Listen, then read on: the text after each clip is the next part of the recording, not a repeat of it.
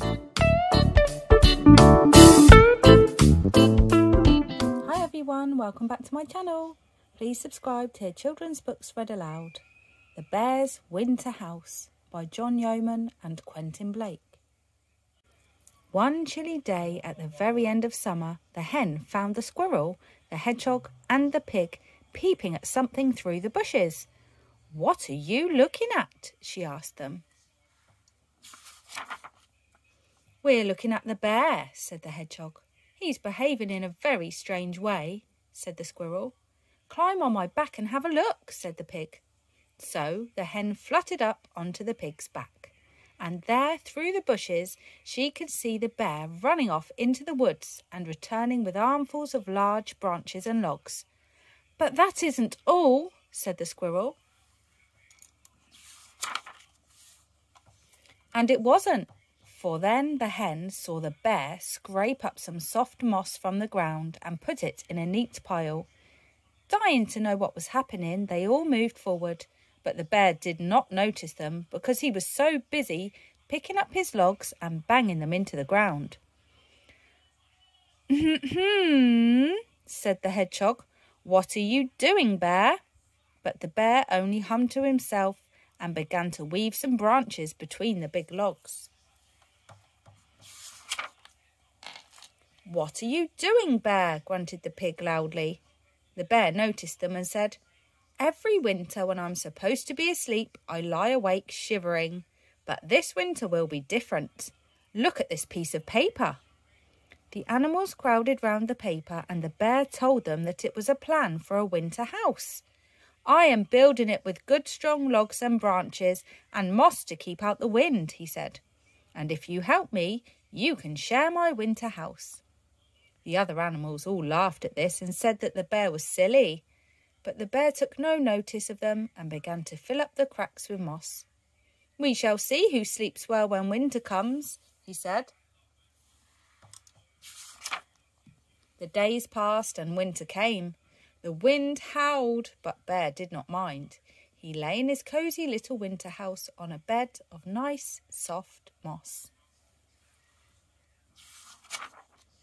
But the squirrel, who usually spends the winter asleep in a nest of loose twigs at the top of a tall tree, was unhappy.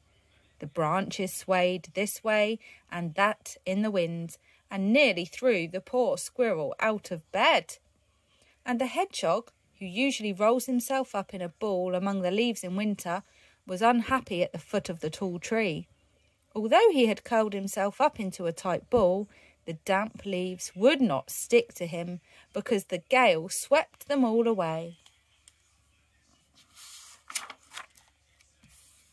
And the pig was unhappy in his sty. The icy wind had blown away all his straw and left him shivering on the cold floor. And the hen was unhappy on her perch because the strong wind blew through all the cracks in the hen house and made her sneeze.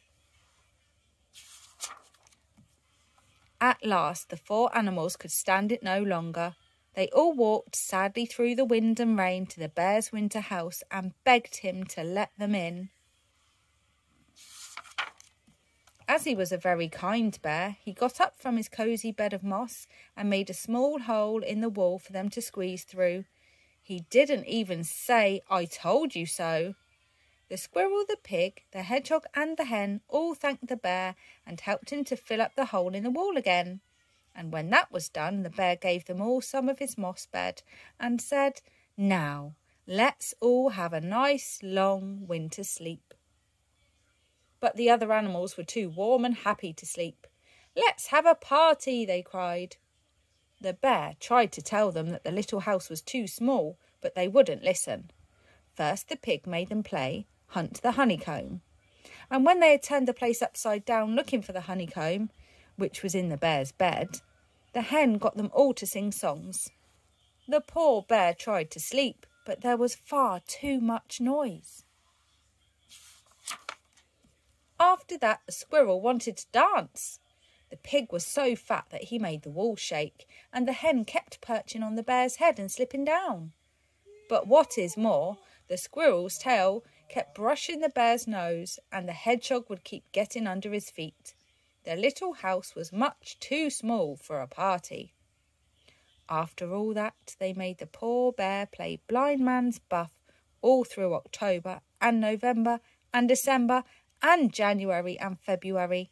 In fact, until March. Then they all put their heads out of doors and saw it was a wonderful spring morning. "Goodbye, Bear," they called, "and thank you. We'll be back again next winter." But as soon as the squirrel and the pig and the hedgehog and the hen had all gone, the bear took his little winter house to bits, and with his arms full of logs, branches and moss, he tiptoed to the other end of the forest. And there, out of sight of all the other animals, he built his little house again and snuggled down cosily in the soft moss. "I think I need another 40 winks," he said drowsily as he closed his eyes. And I don't blame him, do you? The end. Thank you all for watching. Don't forget to like, subscribe and share. I'll see you again soon for another story. Cheerio.